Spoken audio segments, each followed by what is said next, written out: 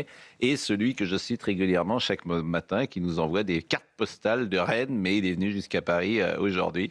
Florian Bachelier, ex-questeur, vous ne faites plus de politique, vous êtes avocat. Je crois que votre épouse est sur une liste ? Oui, sur la liste de Charles Compagnon à Rennes. Donc, qui est une liste d'opposition à Madame Appéré. C'est la fusion, c'est l'union des deux listes d'opposition à Appéré, il y a 6 ans, à Madame la maire de Rennes. Qui va gagner sans doute, Madame Appéré. Bien, en tout cas, il faut... La police tue, c'est son slogan, Madame Appéré, c'était ça, bien sûr. Non seulement c'était son slogan, mais c'est ce qu'elle disait dans les manifestations nombreuses à Rennes, c'est ce qu'elle était allée dire aux universités d'été du Parti socialiste. Et la blague qui n'est pas drôle, mais dans la blague, c'est que au demeurant, son billet de train et son billet d'hôtel pour elle et pour ses équipes, pour aller dire ça, c'était payé par le contribuable rennais. Bon, ce qui est marrant, si j'ose dire, ou ce qui est intéressant à Rennes, mais c'est vrai aussi à Nantes, et c'est beaucoup vrai à Paris, c'est que ces villes se sont gauchisées, elles ne sont pas boboisées, gauchisées, voire extrême gauchisées. Et on va voir ce qui va arriver avec les élections municipales, mais c'est frappant pour Paris, c'est frappant pour Rennes.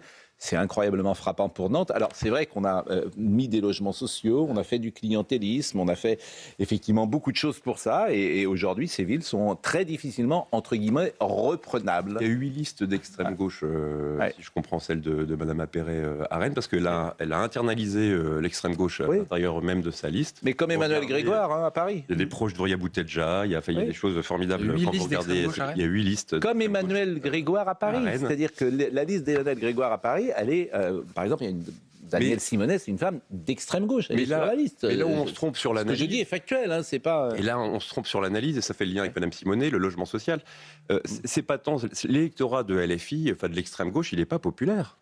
Rennes s'est organisé pour que le centre-ville soit inaccessible aux classes populaires.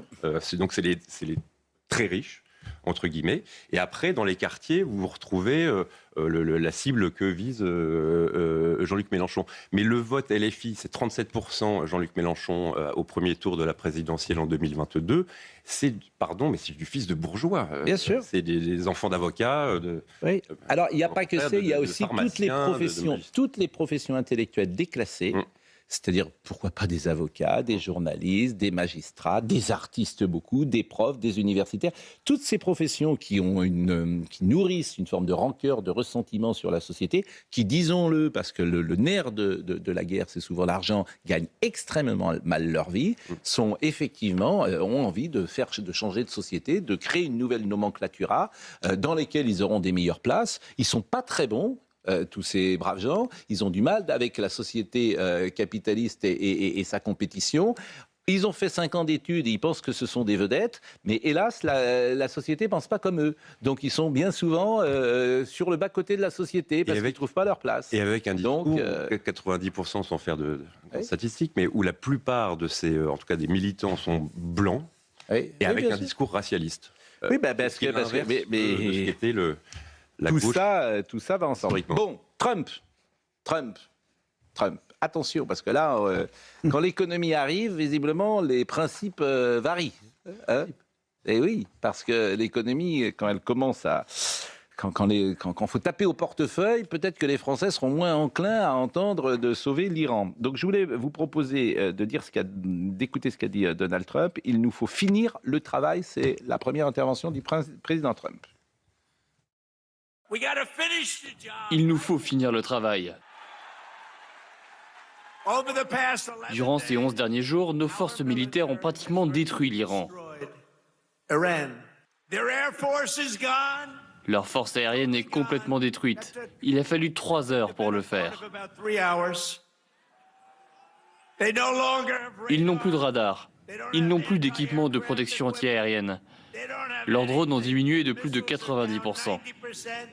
Nous faisons exploser les sites de production de drones, de missiles. Personne n'a jamais rien vu de tel. C'est inédit, absolument inédit. Bon, le problème, c'est que ce n'est pas exactement vrai. C'est que le régime, il tient debout. C'est ça que vous me dites le matin. Il parle de 2 choses différentes. D'abord, la guerre est quasiment terminée. Ça fait 3 jours qu'il nous le répète. Et les résultats ne sont pas au rendez-vous. Donc, elle n'est pas quasiment terminée. Elle commence quasiment, en réalité. Quand il dit il n'y a plus d'aviation, il n'y a plus de flotte, mais il y en a plus depuis très longtemps. Il n'y avait pas d'armée de l'air iranienne. Par contre, des drones, il y en a. quand il dit... Qu'est-ce qu'il a dit après? Il n'y a plus d'armée de l'air, il n'y a plus de radar. Mais depuis le mois de juin dernier, il n'y a plus réellement de protection. Et puis d'ailleurs, l'Iran n'a plus sa protection depuis que tous ces proxys, comme on dit, toutes les milices qui tenaient Israël en joue, ont été décapités. Le Hezbollah, les Houthis, les Syriens, etc. Donc, c'est un discours... On pourrait faire tous les jours une émission sur Donald Trump en mettant en valeur ses contradictions, en mettant en exergue. Le problème, il n'est pas là. Les Iraniens ont une capacité de nuisance considérable, les quelques missiles qu'ils ont, avec toutes les armes du pauvre, les mines, les attentats. Oui. Ça commence. Et on voit bien qu'en quelques jours, la guerre qui était régionale est devenue, par ses implications économiques, une guerre mondiale. Alors l'Iran n'a plus rien et on pourrait faire pire, c'est ce que dit également Donald Trump. Écoutons-le. Ils n'ont aucun système antiaérien. Ils n'ont pas de radar. Leurs dirigeants ont disparu et nous pourrions faire bien pire. Bon, ça c'est... Ouais, vraiment, par exemple, ils n'ont plus de radar. Quand il a dit plusieurs fois cette semaine que pratiquement tout avait été traité. En fait, ça veut dire quoi? Ça veut dire qu'il n'y a plus de cibles pour les bombardements. On a vu ça, moi je me rappelle au Kosovo, 78 jours, 2 mois et demi de bombardement. Et au bout de 2 mois et demi, l'armée yougoslave est sortie du Kosovo quasi intacte. C'est-à-dire que pendant 78 jours, il y avait un nombre de cibles qui avaient été déterminées à l'avance par l'OTAN, qu'on a commencé à bombarder. Et moi, je me rappelle, j'habitais à côté d'une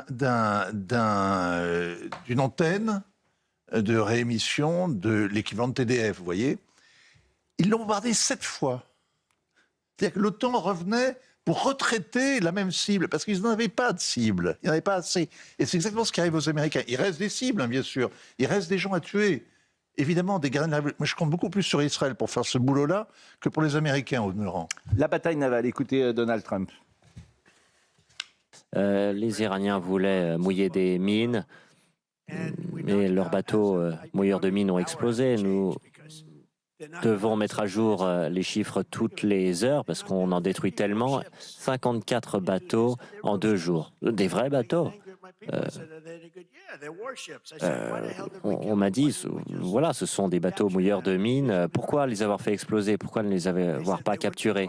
Et on aurait pu les utiliser. On m'a dit non, on ne peut pas les utiliser. Et j'ai demandé pourquoi est-ce qu'on devait les exploser, les faire exploser. Et le général m'a dit non, c'est plus amusant de les faire exploser. Nous avons fait exploser 58 mouilleurs de mines. Ils n'ont plus de marine. Il y avait des bateaux quand même. Ça, c'était des cibles, c'était une bataille. Ils ont coulé la marine de guerre tout de suite. C'était pas compliqué.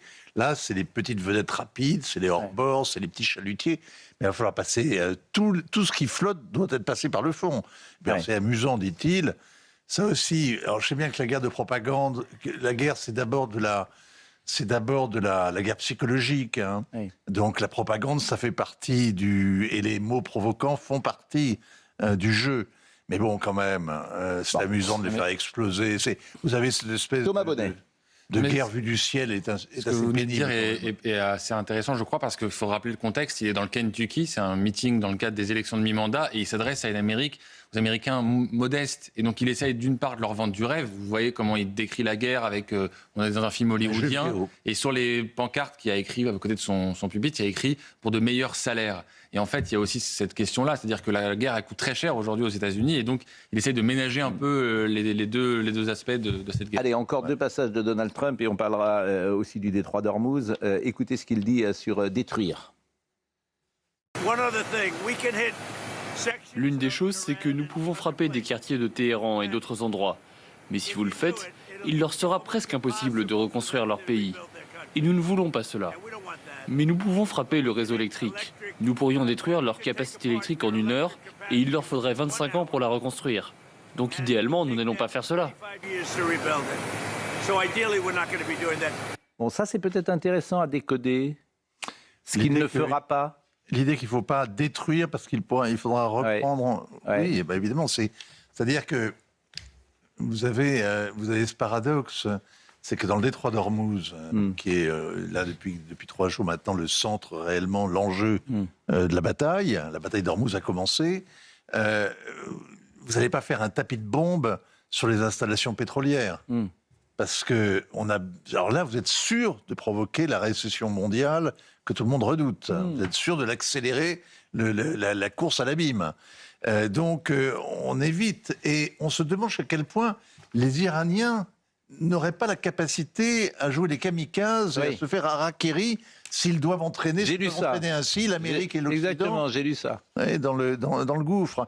Donc on fait la guerre, mais quand même en se retenant. Donc on fait sauter les bateaux, puis on les filme et on les montre en vidéo à l'électorat MAGA, qui a déjà été cocuché 3 fois depuis le début du règne. Dernier passage de Trump, Epic Fury, il est revenu sur l'opération. Nous avons fait une action décisive pour mettre fin à la menace représentée par le régime terroriste iranien, par l'opération Epic Fury.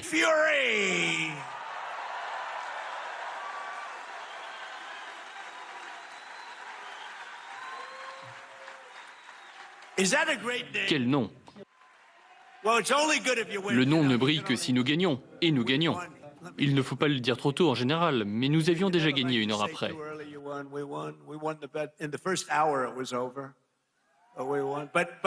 m'a donné une liste de noms.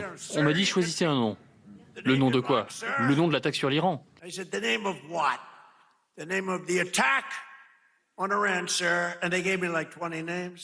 Ils m'ont donné une vingtaine de noms de l'opération. Et ensuite, j'ai vu Epic Fury et je me suis dit, ça j'aime. J'aime ce nom. Bon, et ça a coûté 11 milliards de dollars dans les 6 premiers jours. Bon, c'est la forme de Trump, hein, on la connaît, elle est particulière. Mais c'est que parfois, c'est comme avec le Luron imitant Mitterrand, on a parfois l'impression que Mitterrand caricaturait le Luron. Oui. Là, il y a des imitateurs qui le font formidablement bien. Il y en a un surtout. Qui imite Trump dans sa gestuelle, et dans ses mimiques. Et là, quand il est en meeting... On a l'impression qu'il les copie. 11 milliards de dollars. Bon, le détroit d'Ormuz. Alors, apprend la géographie avec la guerre aussi. C'est aussi intéressant. Oui. Hier, le détroit d'Ormuz, on va voir Anaïs Baucher, parce que ceux qui nous écoutent, je ne suis pas sûr qu'ils sachent. Ouais, on a la carte d'ailleurs, Marine Lançon. On va l'avoir, la carte, dans une seconde. Et puis, pour nos amis d'Europe 1, on peut situer où est le détroit d'Ormuz, précisément. Oui. Vincent Hervouette. Hein? Oui, mais c'est le cas. Alors, je vais vous décrire la carte. Oui, mais d'abord, vous êtes... Le Moyen-Orient, vous le voyez? Bon, allez, on va voir le sujet d'Anaïs Baucher. Franchement, la carte. Mais non, mais... C'est un cul-de-sac, le détroit d'Ormuz, qui borde l'Iran et qui se termine par le Châtel arabe, qui est bordé par l'Irak. Puis vous avez le Koweït d'un côté, vous avez... l'Irak de l'autre. Bah, vous êtes plus doué que Mathilde Panot pour parler de géographie, parce qu'elle avait du mal à... Ah, voilà. Voilà, regardez. On voit rien du tout. C'est-à-dire que... Le voilà, le détroit d'Ormuz. Merci Marine Lançon. Non, mais c'est intéressant. Le plus étroit, qui fait une trentaine de kilomètres, du détroit d'Ormuz. Si vous continuez... Voilà, là c'est formidable. Tout à fait en bas à gauche de l'écran, vous apercevrez l'entrée de Bab el-Mandeb, la porte qui mène au canal de Suez, et donc à la Méditerranée au nord. Mais le détroit d'Ormuz, qui lui est parallèle, donc un peu plus au nord, lui est un cul-de-sac, ne mène nulle part, mais il est bordé par tous les Émirats. Et donc c'est l'Iran qui a toute la côte est, qui est une côte terriblement escarpée, où il y a très peu de ports, et où débouchent donc les installations pétrolières. C'est là où viennent se ravitailler. Apprends la géographie avec la guerre et Vincent Hervouette. Anaïs Baucher, on va voir le sujet. Et évidemment, j'espère que les auditeurs d'Europe 1 auront suivi vos explications, parce qu'ils ont dans la tête précisément... Moi, je les avais dans le cœur, et je me disais que c'était impossible de leur décrire le détroit d'Ormuz. Mais vous l'avez très bien fait. Voyons le sujet de Anaïs Baucher. C'est une zone stratégique pour le commerce international. Le détroit d'Ormuz, où transite habituellement près de 20% du pétrole et gaz naturel vers les marchés mondiaux, est à l'arrêt depuis plusieurs jours. Un passage devenu l'épicentre de la guerre qui sévit au Moyen-Orient depuis le 28 février. Il y a 9 jours, l'Iran menaçait de brûler vif quiconque tenterait de traverser le détroit d'Ormuz. Depuis, une vingtaine de navires commerciaux ont été attaqués par les gardiens de la Révolution. Les États-Unis, qui soupçonnent l'Iran de vouloir poser des mines dans la zone, ont annoncé la destruction de 16 navires iraniens, poseurs de mines, à proximité du détroit. Nous avons détruit tous les bateaux poseurs de mines iraniens en une nuit. On a détruit toute leur marine. Nous ne pensons pas qu'il y ait de mines dans le détroit d'Ormuz. En France, Emmanuel Macron plaide pour la reprise des activités commerciales dans le détroit, avec la mise en place d'une coordination navale internationale pour escorter les navires et sécuriser le passage. Aujourd'hui, on ne peut pas sérieusement considérer qu'on peut reprendre le commerce international. Et donc, il y a plusieurs centaines de tankers et de porte-conteneurs qui sont aujourd'hui à l'arrêt des deux côtés du détroit. Et donc, il faut d'abord que les conflits cessent et ensuite que le travail se structure. Il est à la fois sécuritaire, il est aussi technique. C'est tout ça qu'on prépare. Une paralysie du détroit qui a eu des conséquences rapides pour le reste du monde, comme une forte hausse du cours du baril du pétrole et des prix du carburant à la pompe. En réponse, l'Agence internationale de l'énergie a annoncé le déblocage de 400 millions de barils de pétrole. Objectif, compenser la perte d'approvisionnement de ces derniers jours. Bon, est-ce que vous diriez que le président de la République, et qui a parlé hier d'ailleurs, on a sorti 400 millions, je crois, de barils, est-ce que c'est la bonne réponse ? C'est-à-dire que le président déploie un groupe aéronaval renforcé avec le concours de nos voisins européens au large du conflit, avec le Charles de Gaulle et puis qui doit être rejoint par des porte-hélicoptères, etc., puis des frégates italiennes et autres. Mais en fait, ce qu'on ne comprend pas très bien, c'est que toute cette armée, toute cette armada doit sécuriser le détroit d'Ormuz après la guerre, quand le conflit sera terminé. Mais le conflit, d'abord, on ne sait pas quand il va se terminer. Ça coûte 1 million par jour, paraît-il, le déploiement de cette armada. C'est pas grand-chose. Oui, je pensais que ça coûte sûrement beaucoup plus. Oui, ça m'a paru. Mais c'est le chiffre qui a circulé hier, ça m'a paru très curieux. Mais oui, bon, bref. Je pense que ça coûte beaucoup ça a un plus coût, que ça. en tout cas. Alors ça a un bénéfice politique, c'est-à-dire que la France se porte en avant et elle est dans une gesticulation glorieuse et qui montre à quel point elle est. Donc on est inefficace en ce moment-là. Tellement allante. Mais la réalité, c'est que ça n'a d'intérêt que s'il y a un ennemi à écraser. Mais comme ça doit intervenir après la guerre, on ne voit pas très bien ce que ça veut signifier. Florian Bachelier. Non, mais c'est aussi absurde. Florian Bachelier qui fut macroniste. Et commissaire aux armées. Oui, mais je dis qu'il fut macroniste, vous ne l'êtes plus. Je le dis pas. Moi, je suis retiré, je suis dans la vie civile. Oui, mais vous êtes retour à la vie civile maintenant. Je suis d'accord avec vous, mais bon, vous êtes. Mais j'assume parfaitement d'avoir servi le président de la République. C'est pas ma question. Est-ce que vous l'êtes toujours ? Mon devoir et mon honneur. Est-ce que vous l'êtes toujours ? Je suis toujours proche du président de la République. Ça, j'ai pas de difficulté. Donc vous trouvez que son bilan est bon ? Après, non, mais ce que je voulais vous dire justement... Il a gardé la langue de bois. Non, mais vous trouvez que son bilan est bon ? Pour répondre à la question, sur le premier quinquennat, moi qui ai assisté avec Florence Parly aux armées au doublement, on a voté le doublement et ça a dépassé la sensibilité politique du président de la République, mais c'est lui, sous son impulsion, nous avons doublé les crédits du ministère du budget des armées. C'est ce qui permet d'avoir aujourd'hui... général de Villiers, quand même. C'est ce qui permet... Oui, mais le boulot a été fait. C'est-à-dire que si on a cette armada, moi je ne crois pas que ce soit une gesticulation, je pense que c'est important pour après. Aujourd'hui, les pays européens, les pays du Golfe nous disent plutôt merci, là où ils se moquent des Britanniques. Aujourd'hui. Bon. Donc, sur le bilan sur les armées, et quand j'entends la position du président de la République, notamment à l'île Longue, je suis plutôt enclin à dire que c'est plutôt pas mal et que je ne vois pas d'autres, sans utiliser de langue de bois, d'autres candidats qui feraient aussi. Moi, non, mais l'Europe est impuissante. Que ce soit lui qui soit à la commande, et notamment quand on voit les autres pays europééens. Voilà. Vous avez raison, il y a 18 navires à la mer, et donc... Je savais que nous ne serions pas d'accord. C'est formidable pour ça. Richard Millet voulait dire... Faire flotter le drapeau, c'est bien. Non, c'est pas Richard Millet.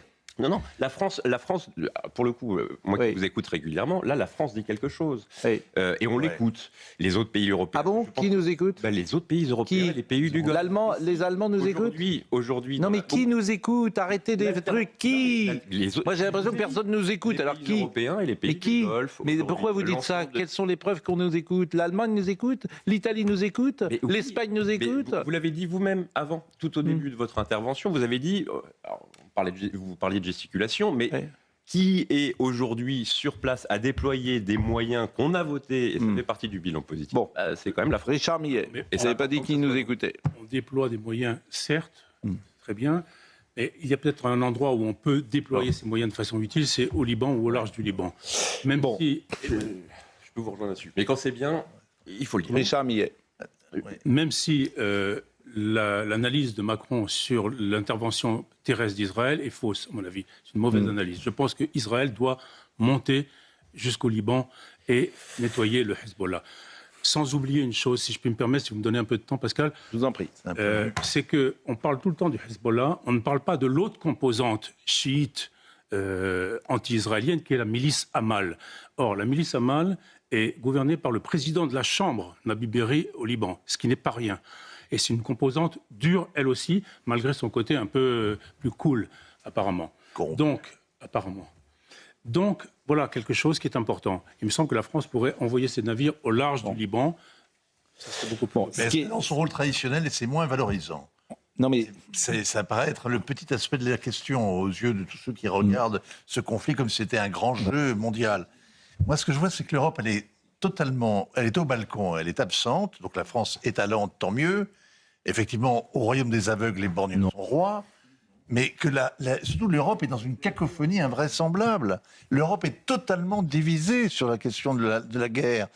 Monsieur Sanchez, qui est tout seul en Espagne à se dresser contre Trump, est rallié désormais par une partie de nos voisins. L'Italie a accepté, Meloni a accepté que Pierre Garbarini, le pays serve de base pour les avions américains pour qu'ils puissent se ravitailler. Oui, ça. C'est un signe. Il y a tellement de forces contraires qui s'exercent que. Regardez la position de la Commission. Madame von der Leyen, vous remarquiez à juste titre qu'elle avait mangé son chapeau et qu'elle avait fait volte-face totalement sur le nucléaire. Bon sang, il était temps. Mais elle n'a fait que redire ce qu'avait dit au mois de janvier le chancelier Merz. Exactement, mot pour mot. Elle s'est alignée mot pour mot. Et vous savez pourquoi ? Tant mieux si elle s'est fait volte-face, enfin. Mais la Pentecôte, elle l'a aussi d'un jour sur l'autre. La semaine dernière, elle expliquait que l'Europe n'allait pas défendre un ordre mondial dépassé. En expliquant que donc c'était terminé, en fait. Elle se collait vraiment à la vision américaine, trumpienne de la situation mondiale. Et là, hier, totalement à 180 degrés le tournant, où elle dit non, pas du tout, parce qu'évidemment, elle se fait taper sur les doigts.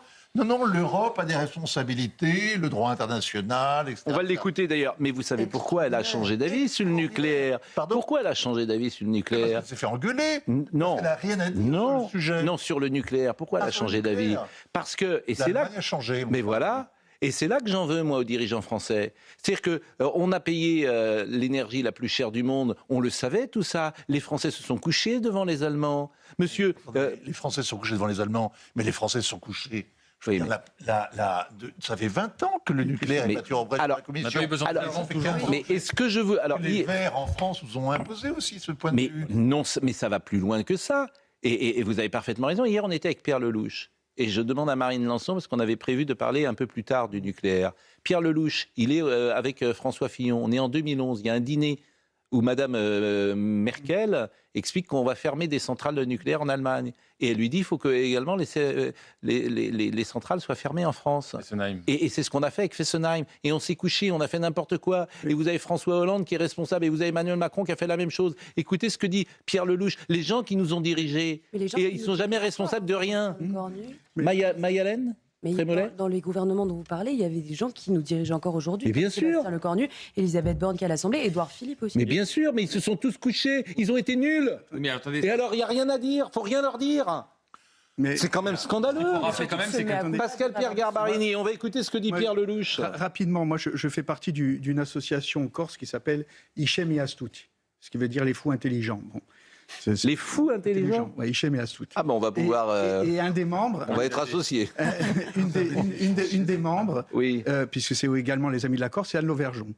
Et on avait fait une réunion au Sénat où Anne Lauvergeon a pris la parole et elle a expliqué le nucléaire, d'accord, et le démantèlement des sociétés françaises qui étaient le fleuron au monde du nucléaire, et elle a expliqué, parce que justement il fallait faire plaisir aux écologistes notamment, la destruction du nucléaire en France. Et son bilan, alors que c'était encore une fois un phénix pour l'industrie française, le nucléaire français, où on en était arrivé. Et aujourd'hui, on est dépendant, c'est ce qu'elle disait, alors qu'avant, on exportait, bien évidemment, notre nucléaire. Et je peux vous dire que c'était très intéressant et documenté. Hein. Écoutez, Pierre Lelouch, hier soir, il était avec nous, mais en fait, c'est un scandale. C'est un suicide français, le nucléaire. Et il continue avec la PPE. C'est ça qui est fou. Et il n'y a que Marine Le Pen qui monte au créneau. Et les LR ne votent même pas la censure. Qu'est-ce que vous voulez faire? Ce qu'on peut dire sur le nucléaire, c'est qu'à l'époque, Pascal, il faut quand même rappeler dans le contexte, il y a peu de voix qui se sont fait entendre. On les compte sur les doigts d'une main, les responsables politiques qui osaient aller contre la doxa. Parce que je vous rappelle qu'on était après Fukushima et que dans l'espace médiatique, la tonalité, c'était plutôt de revenir sur le nucléaire. Pardonnez-moi, il y en avait un qui a eu le courage, parce qu'il faut avoir le courage de le dire. C'était Valéry Giscard d'Estaing qui avait dit Fukushima, ce n'est pas un accident nucléaire. Il faut avoir le courage de dire ça, parce que c'est contre-intuitif. Effectivement, Fukushima avait été construit sur une zone sismique. Donc c'est pas un accident nucléaire, c'est comme si un avion est percuté par un missile et vous dites c'est un accident aérien. Ben non, mais il faut avoir beaucoup de courage dans ces cas-là. Et le courage des politiques, on sait. Et puis l'autre, c'est Nicolas Sarkozy. Rappelez-vous, l'échange en 2012, l'échange qu'il a avec François Hollande, qui a été sur ce sujet nul, avec des conséquences aujourd'hui dramatiques pour la France. Et ces gens viennent encore nous faire la messe. Donc qu'ils se planquent, quoi, qu'ils arrêtent. Le nucléaire, c'est un scandale français, c'est un suicide français. Donc écoutez ce que dit Pierre Lelouch, ce qu'il nous disait hier. Pierre Lelouch. Je peux vous raconter une anecdote qui remonte à mars 2011, juste après Fukushima. Nous étions avec François Fillon à une fête, une foire très importante, je crois que c'était à Francfort, et un dîner où on était 4, donc il y avait Mme Merkel, son ministre des Affaires européennes, François Fillon et moi. Et elle dit, François, au vu de l'élection, elle venait de perdre le jour même une élection partielle, gagnée par les Verts à cause de Fukushima, de l'accident nucléaire au Japon. Et elle dit, François, demain, j'annoncerai la sortie du nucléaire de l'Allemagne. Nous arrêtons tout. Et naturellement, alors, stupéfaction de notre côté, et elle dit, et naturellement, j'attends que vous fermiez Fessenheim. Parce que c'est très proche de notre frontière. Fillon est estomaqué. Et moi, qui ouvre toujours ma bouche trop vite, sans doute, je dis, mais madame, la France est encore un État souverain. Le gouvernement Sarkozy n'a pas fermé Fessenheim. C'est Hollande qui a pris la décision de fermer Fessenheim, et c'est M. Lecornu et M. Macron qui ont fait la fermeture de Fessenheim. C'est ça l'histoire. Et Fessenheim, on venait d'y mettre 400 millions d'euros pour la mettre à niveau, le grand carénage de la centrale. Elle devait durer encore au moins 20 ans. C'est incroyable quand même, ces erreurs. À ce niveau d'erreur, il y a un moment tu te retires, quand même. Olaf Scholz, il y a un an, c'est pas il y a 20 ans, expliquait que le nucléaire, c'était un cheval mort. Un cheval mort, disait le chancelier allemand, il y a simplement 1 an et demi. Eh bien, qu'est-ce que vous voulez que je vous dise? Jean-Bernard Lévy, Henri Proglio, Anne Lauvergeon, que des gens qui sont... C'est des gens qui sont un peu compétents. Nord Stream qui a été coulé, le détroit d'Ormuz qui est bloqué, c'est ça qui provoque cette... Et dans les politiques, Jean-Pierre Chevènement, quand même, on a oublié de dire son nom, mais lui était courageux. Alors évidemment que tu peux en vouloir aux politiques, parce qu'en plus, ils arrivent avec une morgue extraordinaire, t'expliquer qu'ils sont formidables, surtout dans le camp des gens qui nous gouvernent. Et je le répète, on repart avec le PPE, qui est un scandale financier en tout cas, parce que c'est nous qui payons. On paye des renouvelables, on indemnise des renouvelables, et tout le monde se tient la main là-dessus, parce qu'il y a effectivement des intérêts parfois communs. Somaya Labidi.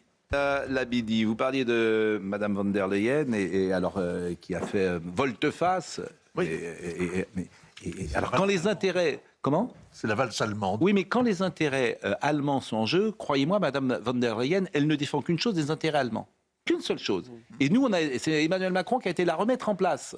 C'est juste une ennemie de la France. Non, mais là, on vient de le voir. Pardonnez-moi de le dire comme ça. C'est pas une erreur. Elle parle d'erreur, mais c'est pas une erreur. C'était une méthode délibérée. L'Allemagne a toujours voulu nuire au parc nucléaire français, délibérément, méthodiquement. Nous, notre tort, c'est de ne pas avoir vu ça, ou en tout cas de ne pas vouloir le voir.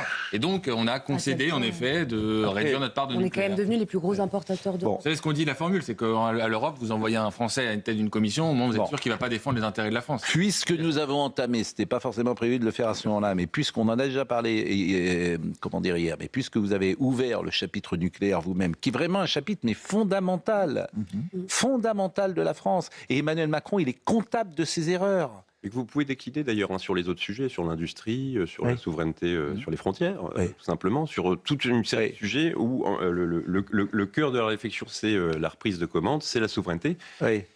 Et si on veut voir un aspect positif à cette discussion, mais peut-être que la France a réussi à convaincre Mme von der Leyen, peut-être qu'on va y voir un peu plus clair maintenant, peut-être qu'on va déployer la réflexion qu'on a trop tard, mais on l'a quand même, et j'ai envie d'être optimiste. Sur les moteurs thermiques. Non, mais écoutez, franchement, moi, vous savez ce que ça coûte, enfin, mais enfin, vous êtes là avec une légèreté, une désinvolture. Mais si, c'est de la désinvolture des oui.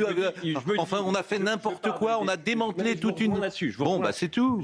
Et ben alors que les gens le disent. Et je le dis. Et qu'ils en tirent les conséquences. Dit, 2, que von der Leyen démissionne. Oui. Et 3, je dis quand même, mieux vaut tard que jamais. Donc c'est pas glorieux, mais c'est mieux maintenant que jamais. Moi, ce que j'attends d'Emmanuel Macron, parce qu'il partira pas, il restera un an, mais qu'ils disent Madame von der Leyen doit démissionner. Moi, je vous le dis. Mais pourquoi il ne le dit pas? Je vais pas lui dire à sa place. Pourquoi il ne le dit pas? Non, mais pourquoi il ne prend pas cette position? Demandez-lui, il y a peut-être d'autres sujets aussi. Il y a d'autres sujets. Ah oui, ça c'est sûr, comme il s'est trompé sur tous les sujets, je peux lui demander de reconnaître sur tous les sujets. Le but, c'est que Mme von der Leyen dise que c'était une grosse connerie. Elle le dit, enfin, maintenant, on reprend les lignes. Et maintenant, il faut agir. Exactement. Mme von der Leyen, on n'arrive même pas. Qui est une fonctionnaire, qui n'est pas une politique. Le Conseil de la paix monté, cette espèce de groupe extraordinaire monté par Donald Trump pour rivaliser avec l'ONU. On n'a même pas réussi à empêcher Mme von der Leyen d'y envoyer un commissaire pour la séance inaugurale. C'est-à-dire que vraiment, elle est totalement affranchie de toutes les règles. Et on a beau lui répéter que ce n'est pas prévu par les traités européens, qu'elle s'immisce ainsi dans la question de défense, quelle est sa politique étrangère qui lui soit propre, qu'elle soit allée 77 fois à Kiev. Mais qu'est-ce qu'elle fabrique à Kiev? C'est pas son boulot. Elle incarne une sorte de présidence européenne à naître, à venir, qui n'existe pas dans les traités. Sans élection. Puisqu'ils prennent quand même sur le Mercosur. Vincent, la souveraineté... Vous avez un président de la République qui l'a bradé à Bruxelles. Il n'y a pas que lui, visiblement, depuis des années. C'est-à-dire qu'il ne veut même pas incarner la souveraineté française. Non, le mot qui le gêne, c'est français. Parce que la souveraineté européenne est un concept qu'il a mis en orbite avec cette vieille idée d'ailleurs, que la France, finalement, grâce à l'Europe, pourrait avoir plus d'influence, s'en servir avec un effet de levier comme ça pour nos diplomates. Mais malheureusement, ça ne fonctionne pas. Ça ne fonctionnera pas. Et ça ne fonctionnera. Il y a une phrase de Gaulle qui est terrible, qui disait « On ne fait pas d'omelette avec des œufs durs » à propos de l'Europe. Et c'est exactement ce qu'on voit, sauf que il y a quand même, c'est pas une omelette, mais il y a un menu unique et il est allemand. Alors, on va revenir, pour tout vous dire, à 10h, M. Bouglet sera là, c'est un spécialiste de l'énergie. Donc, je vous propose de décaler le sujet sur le nucléaire qu'on doit avoir. Et M. Bouglet prendra votre place à 10h. Vous avez encore le droit à 25 minutes pour être là. J'ai dit du bien d'Emmanuel Macron, ça y est, non, mais faut que je parte. D'abord, c'est bien d'entendre du bien d'Emmanuel Macron. Vous avez raison, il faut que la parole soit contradictoire. Moi, j'adorerais en dire du bien, en fait. Je vous assure, j'adorerais ça. J'adorerais, au bout de 9 ans, dire c'est formidable. Ce qu'a fait le président de la République, c'est vraiment formidable. Je ne dis pas que tout ce qui a été fait était formidable. Oui. J'ai l'esprit de nuance. Nous partageons l'esprit de nuance, oui. Pascal. Par exemple, d'ailleurs, c'est intéressant, parce que souvent, je pose ça à mes interlocuteurs. Qu'est-ce que vous trouvez de bien d'Emmanuel Macron en 9 ans, vous qui êtes démocrate? Mais à chaque fois, vous me faites le coup. Mais non, mais je vous demande des résultats, c'est tout. Je vous demande qu'est-ce qui va mieux? Emmanuel Macron va partir dans 1 an.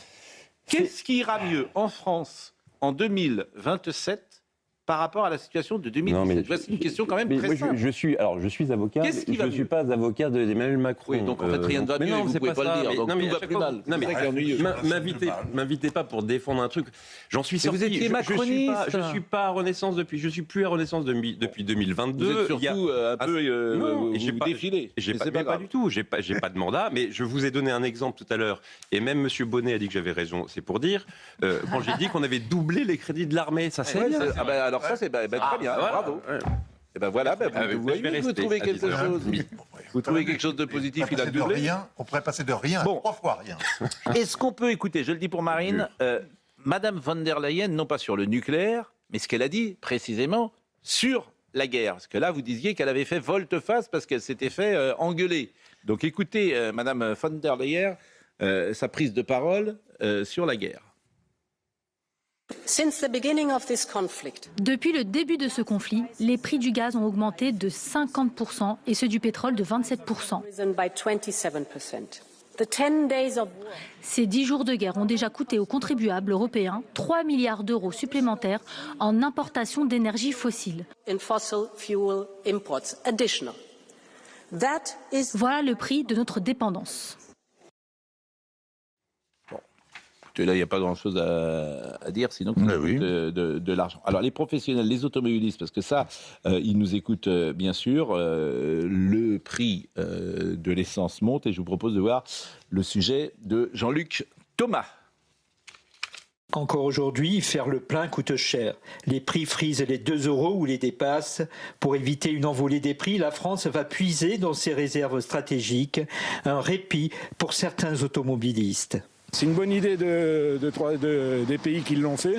Il faudrait que ça soit fait constamment. Au lieu de vendre l'essence qu'ils nous vendent aujourd'hui, qui a été achetée il y a 3 mois, en augmentant, quand elle baisse, ils ne font pas la baisse aussitôt. Alors je n'ai pas du tout eu connaissance de cette information-là, mais du moment où le prix de l'essence diminue, parce que là il a quand même augmenté drastiquement, c'est une bonne chose. Même constat chez les professionnels. Je suis un artisan, donc moi je consomme par jour 40 à 50 € de gasoil, parce que je roule, j'ai tous les jours 300 à 400 km par jour, donc vraiment c'est n'importe quoi. Donc vraiment il y a une augmentation énorme. À l'aéroport de Toulouse, que la France puise dans ses réserves, plus de 14 millions de barils, laisse les taxis perplexes. Alors, je ne sais pas si c'est une bonne chose, mais il faudrait surtout que ça baisse à la pompe, qu'on le ressente aussi vite que l'augmentation. C'est ça surtout. Dans ma vie quotidienne, par exemple personnellement, ça commence à devenir compliqué. On est obligé de réduire les trajets, de faire attention à tout finalement. Pour l'instant, ces professionnels de la route vont devoir patienter. L'impact à la pompe n'est pas encore visible. Et Monsieur Le Cornu a dit si les prix sont montés vite, car ils ont été très vite répercutés, ils doivent donc redescendre aussi vite. Personne ne comprendrait que les hausses soient répercutées plus vite que les baisses. Vous savez ce que j'ai appris hier ? Depuis le 1er janvier 2026, vous êtes au courant de ça ? On paye 17 centimes par litre d'essence. On dit que ce n'est pas une taxe et c'est un certificat de l'énergie pour faire la transition écologique. Vous êtes au courant de ça ? Je ne savais pas. C'est Pierre Chasseret qui est venu hier à nous dire ça sur le plateau d'Europe 1. Donc c'est pour assurer la transition écologique. Ça a été fait ni vu ni connu. Depuis le 1er janvier, ils se fichent de nous. Ils se fichent de nous, mais dans les grandes largeurs. Vraiment, mais dans les grandes largeurs. Ils n'ont plus une thune, ils n'ont plus un centime, pardonnez-moi. Et ils se fichent de nous, mais à un niveau qui est invraisemblable. Ils passent tout en loose day. La PPE s'est passée en loose day avec l'accord évidemment des LR, qui n'ont pas bronché. Ils sauvent leur siège. Et cette taxe de 17 centimes, qui ne dit pas son nom, 17 centimes depuis le 1er janvier. Personne n'en a parlé. 17 centimes, c'est forfaitaire sur chaque litre de... C'est forfaitaire, 17 centimes. C'est précisément le même dispositif qui avait déclenché les Gilets jaunes. Mais oui, mais là, ils l'ont passé, mais personne ne l'a vu. C'est passé le 1er janvier. Donc... Ce qui est déroutant aussi, c'est que là, on a débloqué, vous le disiez, des réserves stratégiques de pétrole. Ça n'a aucun effet quasiment sur les cours. Là, on voit que c'est aux alentours de 100 $ toujours le baril. Donc en fait, on se demande s'il y a en plus une efficacité aux mesures qui ont été annoncées hier par le président et par le gouvernement, parce qu'on a débloqué 10% de nos réserves stratégiques, ce qui en plus est quand même pas rien. Je vous propose de parler de l'Iran, oui, et notamment... comment dire, la possibilité, et c'est M. Pahlavi qui a demandé aux Iraniens de rester chez eux, et pourquoi pas de faire basculer le régime, parce qu'on en est là. On comprend bien que c'est pas, oui, comme vous dites, c'est pas Donald Trump qui arrivera à bousculer le régime, manifestement, mais la révolution doit venir de l'intérieur, mais ça va pas être simple. Donc voyez le sujet de François Tiskevich, et nous en parlons ensemble. Sur ces images, des Iraniens scandent mort à Mojtaba Khamenei, au soir de sa désignation comme nouveau guide suprême, après la mort de son père, Ali Khamenei. Dans un message publié ce mercredi sur ses réseaux sociaux, Reza Pahlavi, figure phare de l'opposition iranienne en exil aux États-Unis, appelle les Iraniens à ne surtout pas rester dans les rues. Chers compatriotes, nous voici à l'étape décisive de notre ultime combat. Je vous exhorte à vous procurer au plus vite les provisions essentielles. Pour votre sécurité, restez chez vous et quittez les rues. Poursuivez la grève et ne vous présentez pas au travail. Le pouvoir iranien dispose en effet toujours de puissants moyens de répression, dont le corps des gardiens de la révolution et la police. Ces derniers ont joué un rôle de premier plan dans les représailles des manifestations sans précédent contre le régime en janvier dernier. Lors d'une interview diffusée ce mardi soir à la télévision iranienne, le chef de la police nationale prévient. Je l'ai déjà annoncé officiellement et je le répète ici. Désormais, si quelqu'un agit sur ordre de l'ennemi, nous ne le considérons plus comme un manifestant ou quoi que ce soit de ce genre. Nous le considérons comme un ennemi et nous le traiterons comme tel. Selon des groupes de défense des droits humains, la répression avait fait des milliers de morts et des dizaines de milliers de personnes avaient été arrêtées. La justice iranienne a déjà promis de lourdes peines pour ceux qui ont été arrêtés en janvier, y compris des peines capitales. Bon, hier, on était d'ailleurs avec une jeune femme qui disait si j'étais iranienne, je me révolterais et je serais dans la rue, et elle condamnait les attaques de Trump. Bon. Elle serait dans la rue il n'y a personne dans la rue. Oui, mais c'est ce qu'elle disait. Elle disait dans la rue, il n'y a que des barrages de Bassilji. Les rues sont vides. Téhéran, c'est largement vidé. Et le chef de la police qu'on vient d'entendre, il rajoutait plus loin dans l'interview, mes hommes ont le doigt sur la gâchette. Oui, c'est-à-dire qu'ils sont déployés, les Bassilji. Ils ont monté des barrages un peu partout. Et toute personne qui circule est un suspect, doit rendre des comptes. Et si par hasard, aux yeux de ces brutes, il apparaît comme un opposant, son sort est immédiatement scellé. C'est vraiment un discours de guerre civile et un déploiement de gens qui sont d'un régime qui est dos au mur et qui sait qu'il est menacé de l'intérieur. Parce qu'il y a des agents, il y a des espions, il y a beaucoup d'espionnites aussi, et ils savent qu'ils sont détestés. Ils ont tué 20 ou 30 000 manifestants le mois dernier, ou il y a 2 mois, alors qu'il n'y avait pas de guerre. Et maintenant qu'ils sont agressés, ils seront bien plus implacables, évidemment. Ils sont prêts au massacre. Hein. Je fais juste une petite parenthèse pour revenir à ce que je vous disais tout à l'heure. La 6e période du dispositif des certificats d'économie d'énergie s'appelle CEE, baptisé P6, démarre le 1er janvier 2026 pour s'étendre jusqu'en 2030. Cette nouvelle phase impose aux fournisseurs d'énergie une obligation annuelle portée à 1050, je ne sais pas ce que ça veut dire, soit une hausse de 27%, bref. Et ça se traduit par une taxe. Par ces 11 centimes. Donc, vous avez par CEE alourdi, le dispositif des certificats d'économie d'énergie passe de 11 centimes à 15-17 centimes dans le prix final du litre. Ça, c'est passé le 1er janvier. Mais comme le prix était bas, personne ne s'en est rendu compte, le prix de l'essence. Il y a eu une hausse, personne ne s'en est rendu compte. Donc, effectivement, le gouvernement raconte des cracks, comme toujours, passe ça sans le dire, parce qu'ils n'ont plus d'argent. Et c'est vous qui payez. Donc, et les hommes politiques, notamment de droite, d'opposition, personne n'en parle. Ils ne travaillent pas, ils ne savent pas ce que c'est, ils sont sur autre chose. Donc il a fallu une guerre, Pascal, pour le savoir. Exactement. Vous avez parfaitement raison. Et c'est Pierre Chasseret, 40 millions d'automobilistes, qui en a parlé hier. Vous avez parfaitement raison. Bon, la cellule du Quai d'Orsay pour les rapatriements, parce qu'il y a encore pas mal de Français qui sont notamment à Dubaï. Il y en a 20 000 qui sont rentrés déjà, donc il en reste... 20 000 sont rentrés déjà ? Oui. Ah oui, c'est beaucoup. Il y en a qui sont rentrés par leurs propres moyens aussi, pas que par des avions affrétés par les autorités, mais il y en a 20 000 qui ont réussi à rentrer. Voyez le sujet de Félix Perrola. Ce vol-là, c'est l'ambassade qui vous en a parlé. À l'autre bout du téléphone, un touriste français tente de trouver une solution pour rentrer. Dans le 6, est-ce que vous avez parlé avec Turkish Airlines ? Au centre de crise et de soutien du Quai d'Orsay, les équipes se relaient 24 heures sur 24 pour assurer la protection des Français bloqués à l'étranger. Comment faire pour quitter le pays, comment se mettre à l'abri s'il y a des frappes, prendre leurs informations s'ils veulent être rapatriés, on peut prendre leurs informations et les inscrire sur des listes. Voilà. Mais après derrière, il n'y a aucune garantie qu'ils soient rapatriés. Sur les 400 000 Français résidant ou de passage au Moyen-Orient, près de 19 000 ont déjà pu rentrer, 17 000 grâce à des vols commerciaux et 2 000 Français vulnérables rapatriés à bord d'avions affrétés par le gouvernement. Mais les conséquences de la guerre débordent au-delà de la région et se répercutent jusqu'en Asie du Sud. Puisqu'on a un certain nombre de nos ressortissants qui sont en Thaïlande, au Vietnam, au Sri Lanka et en Inde essentiellement, qui sont coincés là-bas parce qu'ils n'ont plus les solutions de retour via les hubs aériens classiques qui étaient ceux de Doha et de Dubaï. Depuis le début du conflit le 28 février, plus de 12 000 appels ont déjà été traités par les équipes des différents centres de crise. Bon, quelques... Richard Millet qui me scandalise un peu. On a l'impression qu'ils sont sous le déluge de bombes quotidiennement et la nuit, alors qu'il y a 2-3 charrettes qui sont passées au-dessus. C'est quand même un peu scandaleux, je trouve. Voilà. C'est-à-dire qu'il y a 2 poids, 2 mesures.